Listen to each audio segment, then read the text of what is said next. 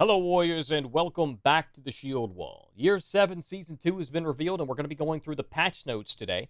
NUXIA, Warden, HITOKIRI all got some adjustments, some buffs. There was a change to ARAMUSHA, slight change, both nerf and buff, and then a huge quality of life change for Yorm. Maybe not the groundbreaking, but for me, I see it as a huge deal. One of my biggest complaints with Yorm and with his new kid is being addressed, and so we'll talk about all that. So let's take a look at NUXIA to start out. So, NUXIA, heavy attacks are now canceled to basically all of the testing grounds changes that you saw with her before, with her traps, those are being implemented. So, in every instance where she could, the TLDR is in every instance where she can use a trap, it will be activated 100 milliseconds later into the attack, and it will be 100 milliseconds faster. So, instead of it being 400 milliseconds of an attack where you have the trap, and 400 milliseconds of the attack, 400 milliseconds of the trap, generally speaking, then you're going to have 300 milliseconds of the trap. So it is not reactable, and that is the intent of the character. I noticed a lot of people in testing grounds were actually just inherently like changing their guards. I don't, they're obviously weren't reacting to it, especially considering a lot of those players were actually console players. So you may be able to catch players a lot more by just letting heavies go. And that is something that I did personally have the experience of in testing grounds. It was quite interesting to see. So this should be a pretty decent change for NUXIA. Something Freeze did point out was the fact that they did not note here that they're going to be adjusting damage values. However, usually on the Warriors Den, they they address some of the nitty gritty of what they want to focus on, some of the more flashier things that people may jump into. And then on the patch notes, sometimes they'll have a bigger, broader change. So maybe they'll adjust the damage on something here when the season goes live. I'm not expecting it, but at some point, she's definitely going to need some damage adjustments, especially her caltrops, her tier 2 feat. It's arguably one of, if not the strongest tier 2 in the game for many, many reasons. Does a ton of damage, can clear mid lane, is absolutely atrociously painful to deal with in team fights.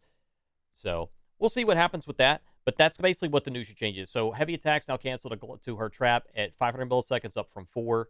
Zone attack now cancels to trap at 700, up from 600. And Glass Waltz and Jade Ballad are now 300 milliseconds, down from 400. So basically that. So that's the trap. So at heavy attacks, we're going to get faster, and it's going to be 300 ms instead of 4. So a total of 800 ms for the attack.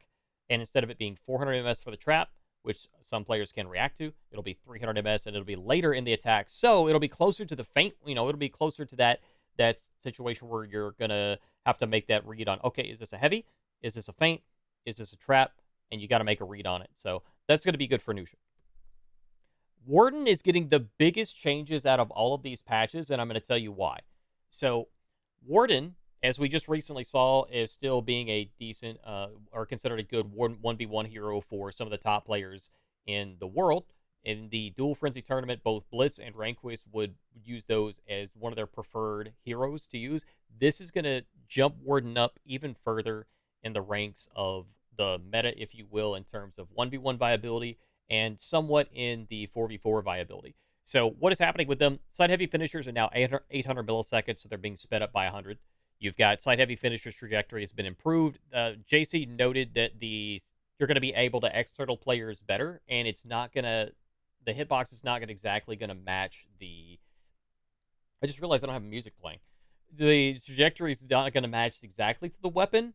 So we'll see if it's too strong, too weak. They've been doing a pretty good job with hitboxes whenever they implement. Aside from Medjay, I understand, Medjay throws a whole country or a whole planet at you whenever he swings his heavy attack at you. But generally speaking, I think with these trajectory changes, trajectory buffs or adjustments, they've done a pretty good job with it. So hopefully that'll be pretty good for Warden.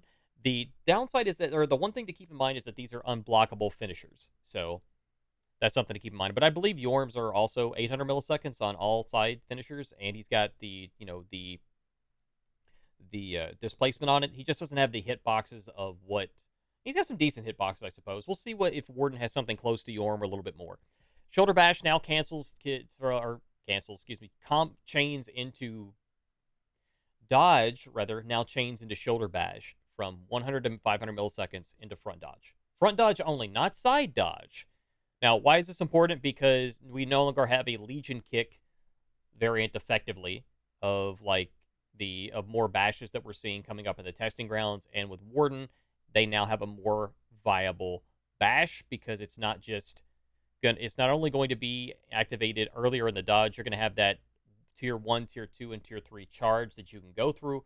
So it is going to be it's going to make Warden a lot more viable in 1v1s. This 1v1 pressure is going to be very, very good. I think you're going to be more hard pressed to make a hard read on being able to get out of his offense.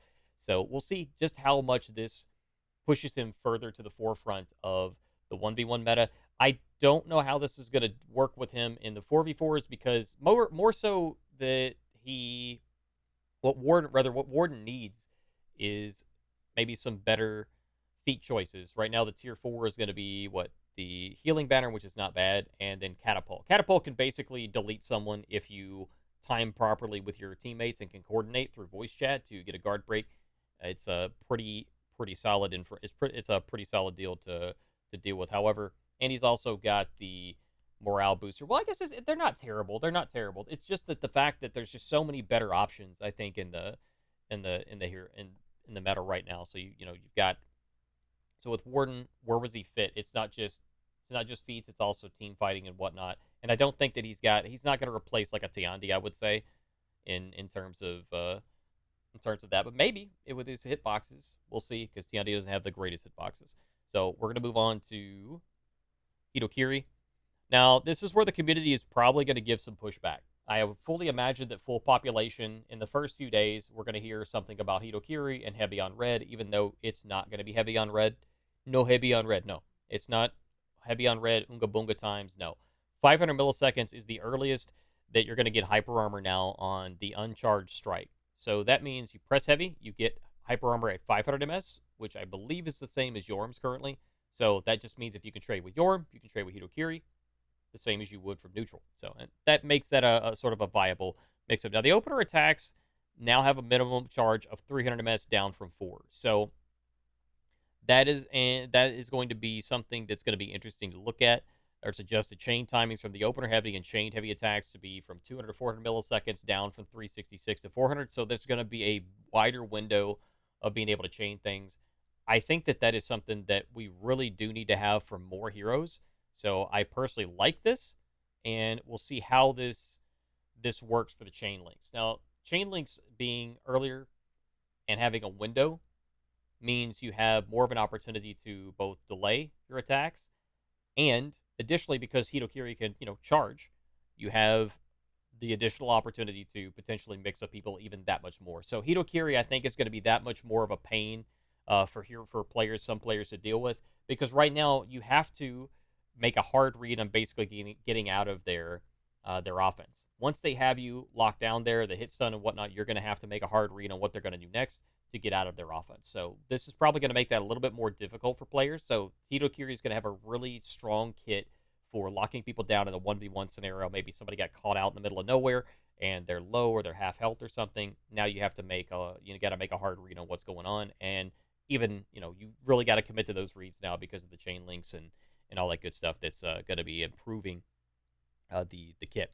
There is a zone trajectory update. However, there's no note of change in the stamina cost. Hopefully the stamina cost will be reduced to like 20 or something. It's not, as far as we know, it's still 60. So that's a lot of stam. We're seeing a lot more zones being adjusted to like 20 to 30. So hopefully we'll see that for HITOKIRI as well. And we don't know exactly what the trajectory is going to be, but it definitely does need a improvement.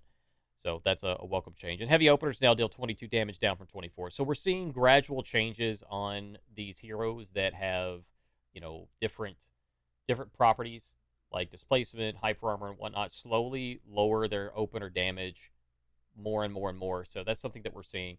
The other thing we're going to look out for is, I should probably pull up the testing grounds a little bit and quickly look at that here in a moment. But we've got a slight change to ARAMUSHA. I don't know how I feel about this. I think we'll have to see it in use.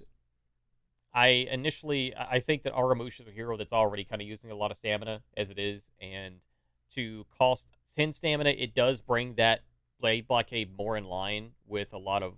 Well, actually, I guess it doesn't. I'm calling an audible here. I guess that doesn't actually, because we used to have. I think there's a lot of all guards that that would cost 10 stamina. That oh, hang on, what am I thinking about? I'm sorry, Kyoshin. So he's mirroring Kyoshin now, basically. So I don't know. Like people use Blade Blockade a lot to recovery cancel and to kind of react to attacks. So that's gonna, I think, punish Aramusha more than anything. Whereas before on entry was 5 and then on exit was 10, so it's 15 going down to 10 overall. I don't know for Aramusha. I'm not really sure. I think that we'll have to see.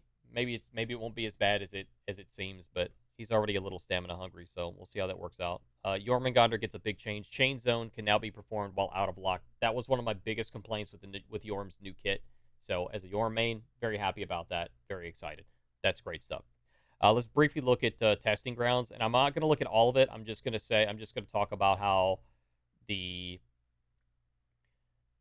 going to be a bunch of bashes, and this might confuse people, so you'll have to pause and read it if you want to. But essentially, just listen to what I'm saying.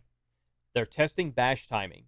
The bash timings that they have on these heroes are not going to be changed for those individual heroes. These are different so that they can determine what new bash timings are viable at all levels. Does it need to be 466? Is that not enough? Does it need to be 433? Or does it need to be 400? A sound from 500 milliseconds for a basic bash.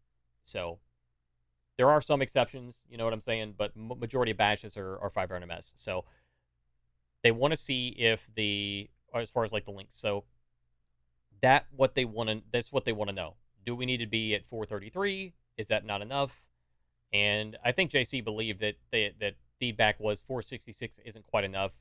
Maybe looking at 433. 400 he believes may be too much. Some people believe that it might be too much. So we need to get that feedback. So please, everybody, do jump at the testing grounds and get that feedback to them. And be specific about it. You know, don't just say, oh, this is bad, blah, blah, blah. Like, why is it bad?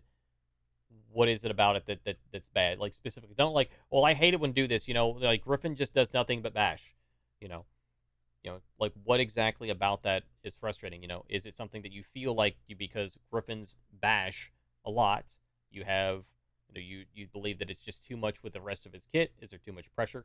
But even just saying like, they bash too much or this is going to cause us to bash too much, that's still better than just saying this is bad. So I'm sure that they would appreciate that type of situation. So a bash without any attack. So that's going to be Conqueror and LB. They're going to be adjusting these a little bit better.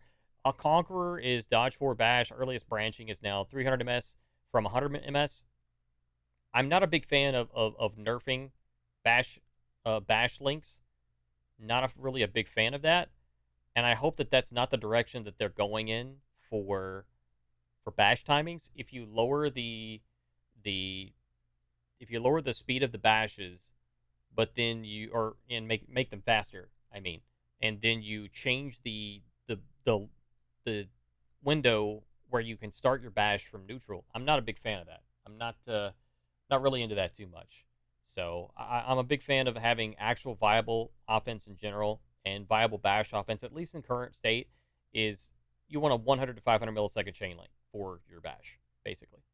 That allows you to open up so many avenues when you're dodging forward that even players at the top level, in a lot of cases, cannot consistently react to them. It forces a read for a lot of players. There are some that still can, but you got to really practice at it and to be consistent. And they're not going to do it 100% of the time. It's just not going to happen. What? That's kind of the gist of it. That's the patch notes. That's the testing grounds. Testing grounds do start on June 15th at the beginning of the season. They'll be live for a week. I recommend everybody try them out. LB is getting some changes. There's a lot more to cover with that, and I think I will just leave that for their own live stream on Ubisoft. There's a lot of stuff that they covered in that, but a lot of the things that people complained about, the animation with LBs in chain bash, things like that, that's getting changed. So, and some of the stamina drains and stuff, the stuns. So good things there. Looking forward to seeing how this plays out. LB looks a lot better than it did before. So good stuff there. Again, if you like what you see here, folks, just make sure that you're subscribing to the channel. Come back and see us again. My name's Norgoz. I'm live on Twitch Saturday through Tuesday. I am here on YouTube, as well as I am very active on Twitter. And, of course, you can join our Discord server if you would like to join our community. We'd love to have you. And we'll see you guys in the next one. Take care.